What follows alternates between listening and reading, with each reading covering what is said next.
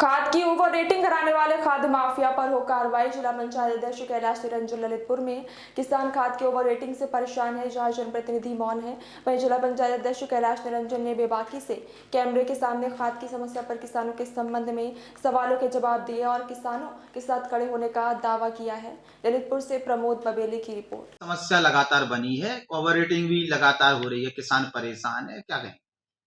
सम्माननीय सौरभ गोस्वामी जी, सर्वप्रथम मैं आपका भी बार बार स्वागत अभिनंदन करता हूँ, जो आप किसानों के हित में हमेशा बोलते रहते हैं, सच्चाई के साथ रहते हैं। इन्हीं शब्दों के साथ मैं आपको बताना चाहता हूँ, हमारे जिले के लोकप्रिय जिलाधिकारी की सूझबूझ से ओवर रेटिंग पहले हो रही थी। छोटे व्यापारियों के बारे में मैंने कहा था कि इनका शोषण ना हो, लेकिन छोटे व्यापारियों ने और बड़े व्यापारियों ने, डिस्ट्रीब्यूटरों ने ललितपुर के किसानों को ओवर रेटिंग में बहुत ही परेशान कर दिया। इसके बावजूद आपने भी कहा और मेरे द्वारा भी सम्माननीय जिलाधिकारी महोदय से कहा गया, साहब ओवर रेटिंग हो रही है, तो उन्होंने अपनी सूझबूझ से पहले ओवर रेटिंग को रुकवाने की पूरी कोशिश की। जब प्राइवेट व्यापारियों से रुकती न दिखी तो उन्होंने जितनी भी खाद आ रही है, ये निर्णय लिया जिले में जितनी भी सरकारी सोसाइटियां क्रय विक्रय हैं, इनको खाद उपलब्ध कराया जाए और इनके द्वारा किसानों को एक नियम के तहत कि एक किसान को 5 बोरी डीएपी मिलना चाहिए। क्योंकि सरकारी संस्थाएं बांटेंगी तो ओवर रेटिंग तो जिलाधिकारी की सूझबूझ से खत्म हो गई है, ये तो मैं कह सकता हूँ। छोटी मोटी कोई व्यापारी कर रहा हो दूर दराज के क्षेत्रों में, उसकी मुझे जानकारी नहीं। अच्छा, ओवर रेटिंग के साथ साथ किसानों को समय पर खाद की भी आवश्यकता है। ओवर रेटिंग अपनी जगह है, किसान को समय पर खाद मिल जाए, क्योंकि फसल अगर टाइम पे नहीं बोएंगे तो नुकसान होगा। देखिए सौरभ भाई साहब, क्या होता है, किसान एक साथ बैठा रहता है। मेरे द्वारा आज से 1.5 महीने पहले सम्माननीय कल्याण सिंह सभागार किसान गोष्ठी में ये कहा गया था, इस वर्ष खाद की थोड़ी सी ऊपर से ही, इसको आप हम कहते हैं जहां से भी खाद आती है वहीं से ही कमी है, और निश्चित रूप से 1700, 1800, 1900, 2000 तक डीएपी आपको प्राप्त होगा। किसान भाइयों से अनुरोध है कि आप अपना उर्दा बेच के जिसको नगद में लेना है आप खरीद के रख लीजिए।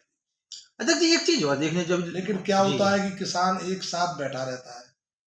ललितपुर जिले पे इतना खाद लगता है, मुझे ये अनुभव है कि 1-2 जिले में नहीं लगता होगा, क्योंकि ललितपुर जिले की एक एक इंच जमीन किसान की अब बोई जाने लगी है, क्योंकि इतने बांध है, इतने ट्यूबवेल हो चुके हैं, 1 एकड़ जमीन, आधा एकड़ जमीन भी कहीं परती नहीं पड़ी है।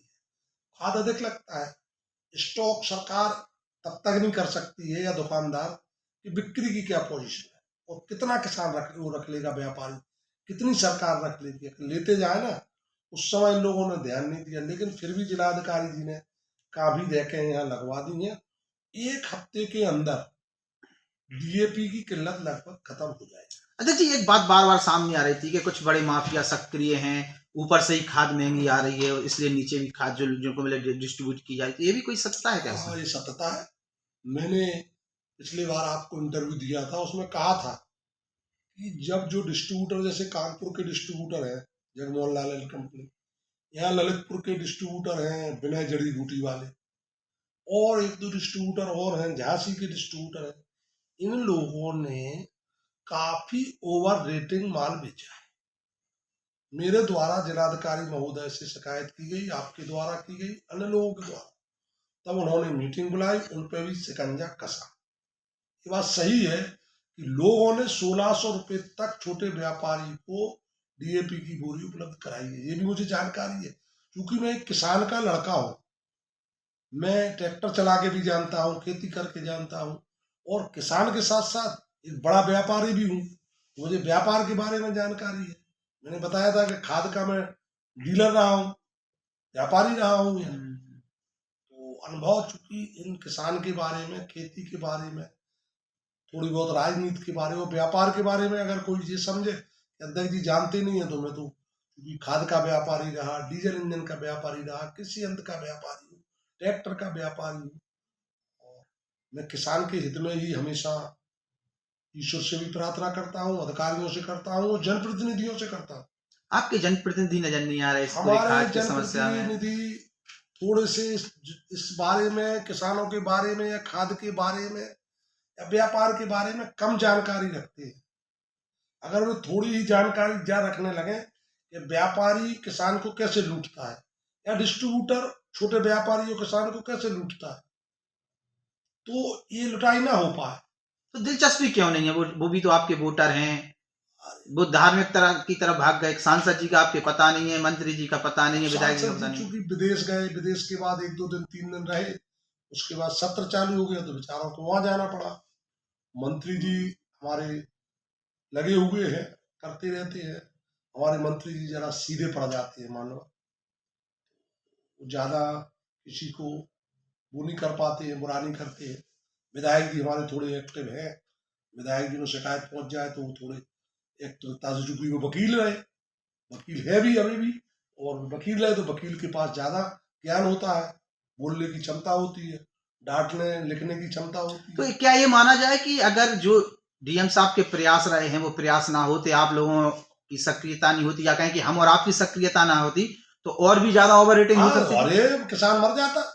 यहाँ किसान को भाई उसको खाद खेत में डालना है, वो डालता, 2000 की मिलती, 2500 की मिलती, कुछ भी होता। लेकिन डीएम साहब की वजह से, सीडीओ साहब भी हमारे काफी, एक दिन तो सीडीओ साहब रेलवे स्टेशन पे रैक उतरवा रहे थे, वो डिस्ट्रीब्यूट करवा रहे थे अभी 4 दिन पहले। मैंने पूछा, बोले भैया मेरी यहाँ ड्यूटी है, मैं किसानों को लगाऊं। यहाँ के जनप्रतिनिधियों के साथ साथ हमारे अधिकारी जो सीडीओ साहब है, डीएम साहब है, और सही बात बताएं आपको जी सर, यहाँ का जो कृषि विभाग का प्रशासन है वो बड़ा ही लचर लचर है,